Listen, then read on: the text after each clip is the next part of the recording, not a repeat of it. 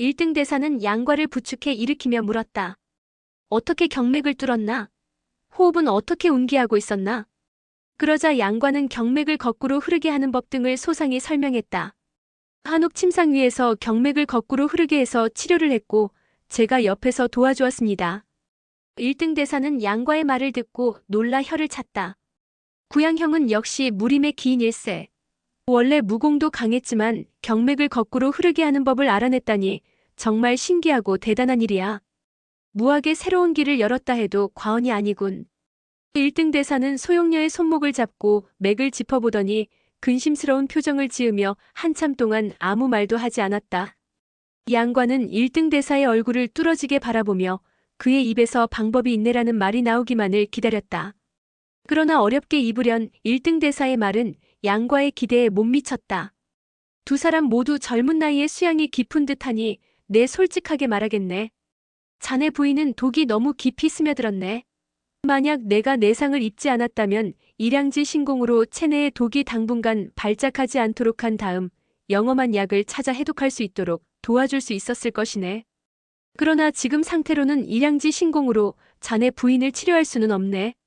그나마 다행인 건 부인께서 내공이 깊고 마침 내게 내상에 좋은 약이 있다는 것일세. 이 약을 먹으면 최소한 7일 동안은 별일 없을 걸세.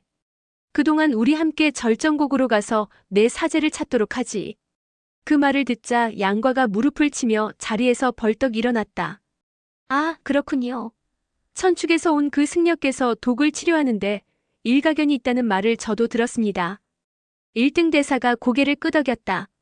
만약 내 사제가 고칠 수 없다면 아마 이 세상에는 자네 부인을 치료할 수 있는 사람이 없다고 봐도 좋을 걸세. 그래도 어쩌겠나. 태어나자마자 죽는 아이도 많은데 이 나이까지 살아 결혼도 해보고 죽는 것이니 다행이라 생각해야지. 그때 문득 1등 대사는 자기 질투심 때문에 죽은 주백통의 아이가 생각났다. 그때 그는 무언가에 눈이 멀어 아이를 치료하길 단호히 거부했고 결국 아이는 죽고 말았다. 당시 그 아이를 때려서 죽게 만든 사람이 바로 지금의 자은이었다. 1등 대사는 하늘을 올려다보며 낮게 한숨을 쉬었다. 그러는 동안에도 눈은 쉴 새 없이 내리고 있었다. 1등 대사는 품속에서 자기로 만든 달걀을 소용녀에게 건네주었다. 그게 1등 대사가 말한 약임을 알아차린 소용녀는 그것을 받아 껍질을 깨뜨렸다. 안에는 달걀 노른자처럼 황금빛을 띤 둥근 환약이 들어있었다. 한눈에 보기에도 매우 귀중한 약인 듯 했다. 그 약을 드십시오. 소용녀는 약을 입에 넣고 천천히 씹었다. 그러자 향기가 온몸에 퍼지는 것을 느끼며 몸이 나른해졌다. 소용녀는 그날 밤 추위도 모르고 잠이 들었다. 다음 날 새벽이 되어도 눈은 그치지 않았다. 1등 대사가 준 약이 7일 동안 생명을 연장시켜준다고 해도 절정고까지 제 시간 내에 도착할 수 있을지 걱정이었다. 대사님, 몸은 좀 괜찮으십니까? 사실 1등 대사의 내상은 결코 가볍지 않았다. 그러나 사제와 주자류 그리고 소용녀를 구하려면 잠시도 지체해서는 안 되었다. 1등 대사는 소매를 떨치며 자리에서 일어났다. 그러곤 앞장서서 눈길 위를 걷기 시작했다. 양과와 소용녀 그리고 자은이 그 뒤를 따랐다. 소용녀는 환약을 먹고 나자 단전 주위가 따뜻해지면서 기운이 솟는 듯했다. 그녀는 경공수를 써서 순식간에 1등 대사를 앞질러 갔다. 뒤에서 이 모습을 본 자은은 깜짝 놀랐다. 어찌 저런 경공을. 문득 경쟁심이 생긴 자은이 발걸음을 빨리해 소용녀의 뒤를 쫓았다.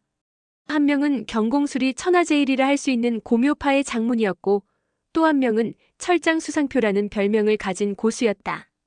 두 사람이 순식간에 수십 장을 내달리니 흰 눈 위에는 두 사람의 발자국만이 선명하게 남았다.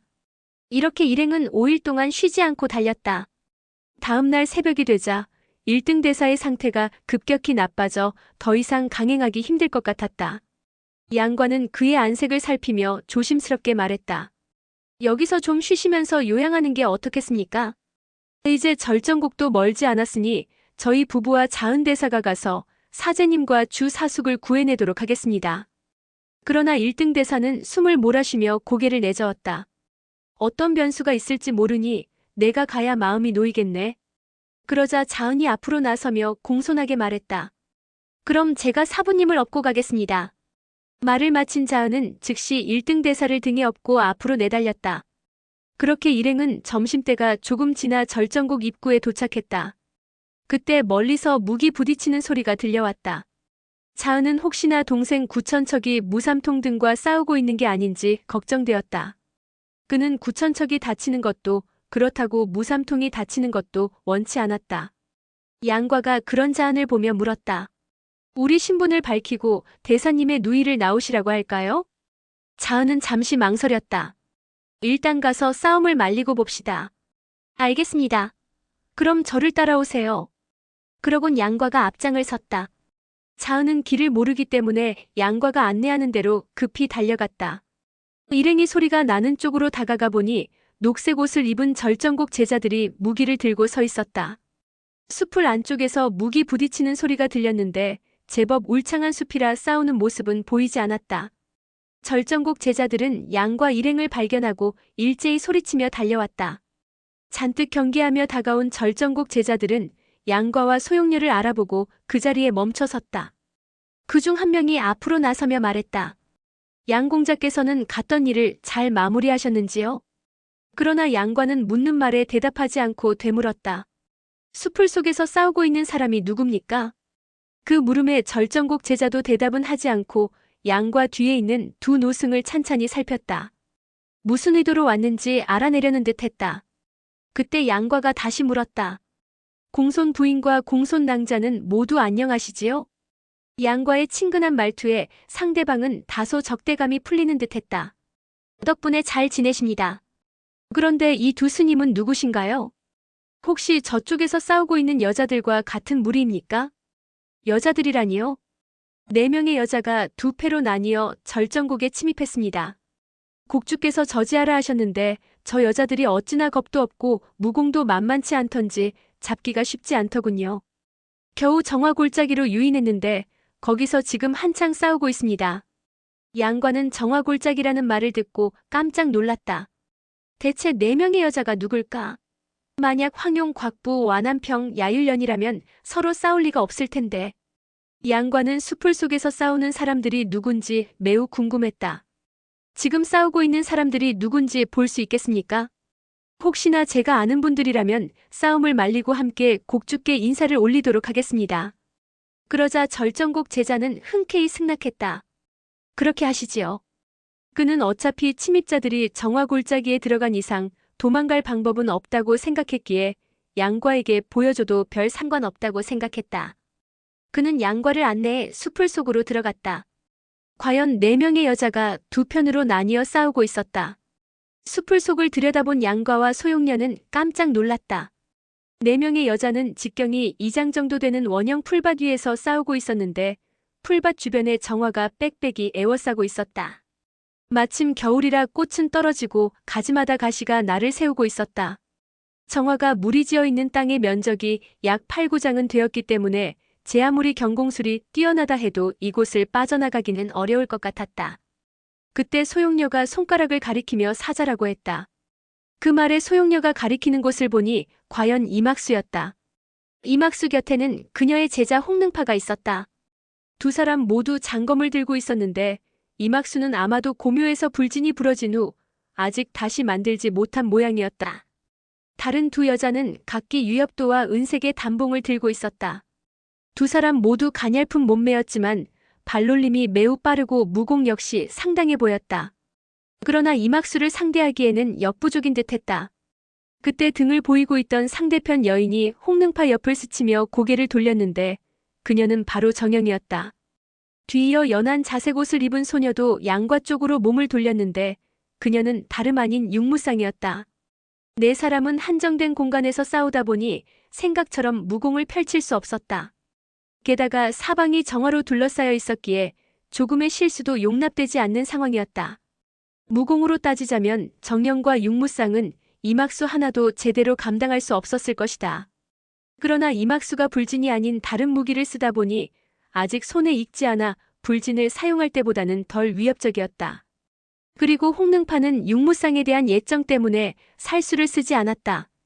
그런 탓에 정령과 육무쌍은 줄곧 수세에 몰리기는 했지만 그나마 어느 정도 버틸 수 있었다. 둘 중 정령은 황약사에게 직접 무공을 배웠기 때문에 옥소검법 실력이 상당했다. 저 사람들은 어쩌다 저곳에 들어가게 된 겁니까? 양과의 질문에 절정국 제자는 득이양양한 태도로 거만하게 대답했다. 이곳은 공성국주께서 만들어 놓았는데 원래는 출구가 있지요. 그런데 저들을 안으로 몰아넣은 뒤 우리가 출구를 막은 겁니다. 그러니 다시는 나올 수 없을 겁니다. 이미 정화가시에 찔린 겁니까? 아직은 아니지만 곧 그리 되겠지요. 그러나 양과는 다소 이해가 되지 않았다. 그이들의 무공 실력으로 어찌 이막수를 저 안에 몰아넣을 수 있었을까? 아, 그렇군. 어망진을 이용한 모양이군. 이제 해독약도 반쪽밖에 없는데 만약 정령과 육무쌍마저 정화독에 중독되면 상황이 정말 어렵게 될 것이다. 양과는 목소리를 높여 정령과 육무쌍에게 소리쳤다. 정낭자, 육낭자, 저 양과입니다. 풀밭 주변에 꽃에 가시가 있어요. 거기에 무서운 독이 있으니 다들 조심하세요. 이막수는 절정국 제자들이 정화를 이용해 길을 막는 걸 보고 진작 정화가 범상치 않은 식물임을 눈치챘다. 그래서 정화 골짜기에 갇히게 되자 홍능파에게 조심하라고 당부를 해두었다. 물론 총명한 정령과 육무쌍 역시 눈치채고 있었다. 네 사람 모두 가시가 잔뜩 돋은 정화를 보고 위험을 느낀 것이다. 그들은 양과의 말을 듣고 더욱 긴장했다.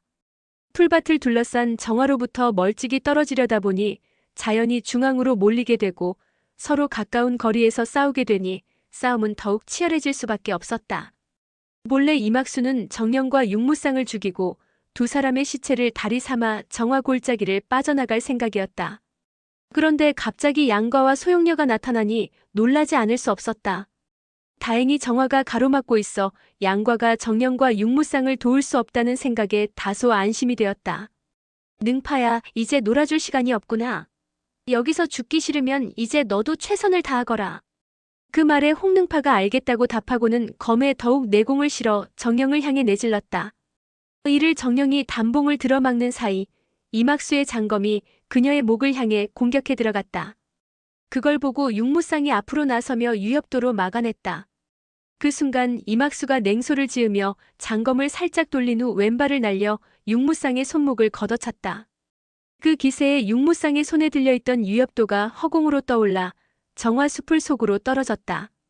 그와 동시에 이막수의 장검이 번득이는 빛을 발하며 정령을 공격했다. 결국 정령은 이막수와 홍능파의 공세에 밀려 연신 뒤로 물러났다. 이제 한 발짝만 더 물러나면 정화수풀에 넘어지고 말 터였다. 이를 보고 다급해진 양과는 땅바닥에서 작은 돌을 주워 엄지와 중지 사이에 끼운 후 이막수의 눈을 향해 날렸다. 그러자 휙 하는 소리와 함께 돌멩이가 이막수를 향해 날아갔다. 그 순간 이막수의 검은 정령의 아랫배를 향하고 있었다. 그러나 자신의 눈을 향해 돌멩이가 날아오자 이막수는 하는 수 없이 검을 거두고 날아오는 돌멩이를 막았다. 양과가 사용한 건 바로 황약사의 탄지신공이었다. 그러나 아직 완벽하게 익히지는 못했기에 하수라면 몰라도 이막수 정도의 고수에게는 그저 위협용에 지나지 않았다. 만약 조금 전 공격을 황약사가 날렸다면 이막수는 검을 놓쳤거나 최소한 검의 방향을 크게 바꾸어 놓았을 것이다. 어쨌든 황약사는 양과에게 탄지신공을 전수해준 덕분에 자신이 말년에 거둔 여제자의 목숨을 구하게 된 셈이었다. 그러나 위기는 아직 끝나지 않았다. 검을 거둔 이막수는 즉시 왼손 식지를 뻗어 정령의 가슴에 있는 옥당혈을 찍었다. 순간 공격을 당한 정령이 멍해 있는 틈에 이막수는 왼발을 돌려서 육무쌍을 쓰러뜨리고 다시 정령의 무릎에 있는 양관혈을 눌렀다. 순식간에 일어난 일이라 정령과 육무쌍은 동시에 넘어지고 말았다. 이막수는 정령의 뒷덜미를 잡아 멀리 내던진 후 연달아 육무쌍을 들어 올려 내던졌다. 능파야, 저것들의 몸을 밟고 빠져.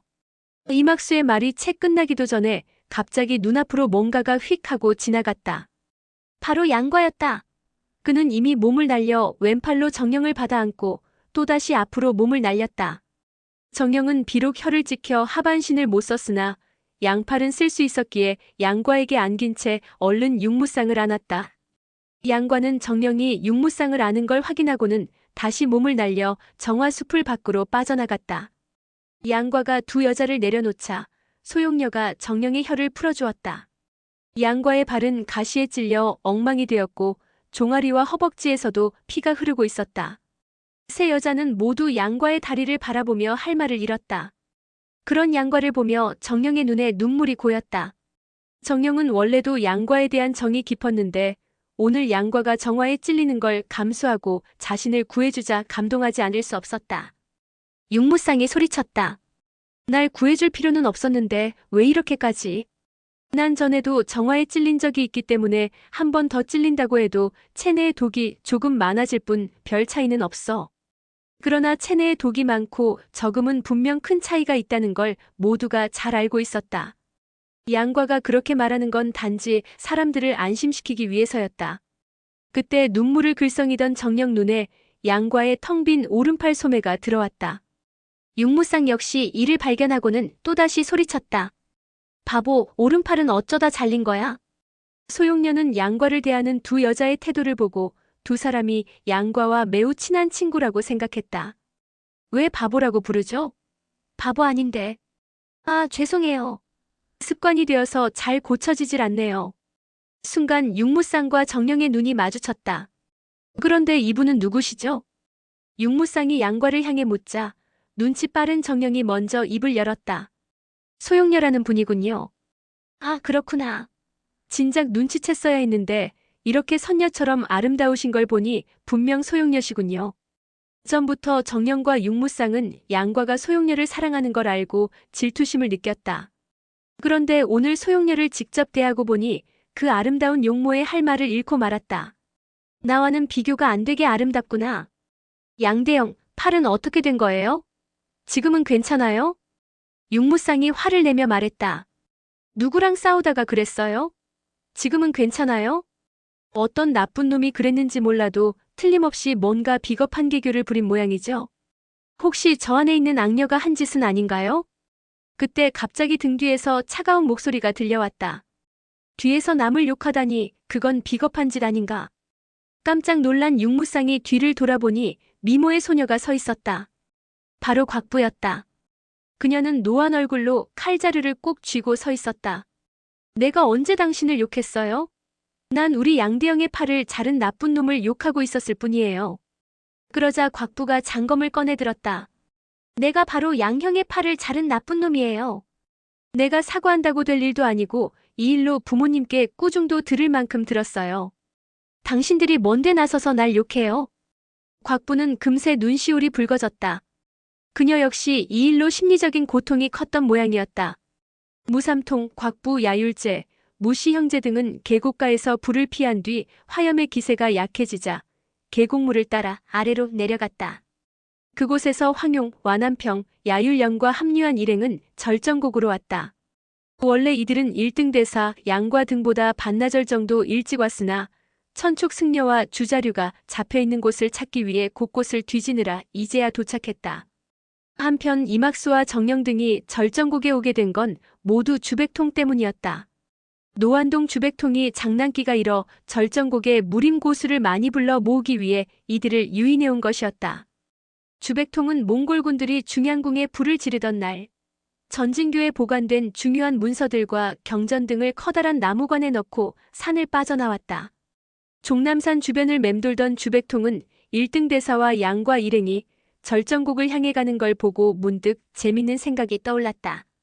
주백통은 매사에 음험하고 잘난 척하는 절정곡 사람들이 마음에 들지 않아서 어떻게든 그들을 괴롭혀주고 싶었다. 그래서 주변에 있던 무림 고수들을 절정곡으로 유인한 것이었다. 황용, 무삼통 등은 1등 대사를 향해 예를 갖춘 후 서로를 소개했다. 정령은 일전에 난석진 밖에서 황용을 만난 적이 있었으나 인사를 하지는 못했다. 오랫동안 사자의 이름을 들으면서 평소 매우 흠모해오던 차에 이렇게 만나게 되자 뛸 듯이 기뻐하며 공손히 인사를 올렸다. 황용도 부친이 말년에 여제자를 하나 거두었다는 말을 일찍이 들었는데 오늘 직접 만나게 되어 반가운 데다 젊고 아름다운 사매가 예를 갖추어 공손히 절을 하자 첫 만남임에도 매우 친숙한 느낌이 들었다. 황용은 부친의 안부를 물었다. 건강히 잘 지낸다는 말을 듣자 더욱 마음이 놓였다. 한편 절정곡 제자들은 멀찍이 밀려나 있었다. 그들은 외부에서 들어온 사람들의 수가 워낙 많은 데다 기세 또한 등등했기에 감히 저지하지 못했다. 그중 한 명이 구천척에게 보고하기 위해 황망히 자리를 떴다. 곽부와 육무쌍은 서로 눈을 흘겼다. 곽부는 어머니가 정령을 사숙이라고 소개하며 예를 갖추어 인사하라고 하자 내키지는 않았지만 하는 수 없이 머리를 숙였다. 오늘의 영상은 여기까지입니다. 영상이 도움이 되셨다면 구독과 좋아요, 알람 설정 부탁드립니다. 시청해주셔서 감사합니다.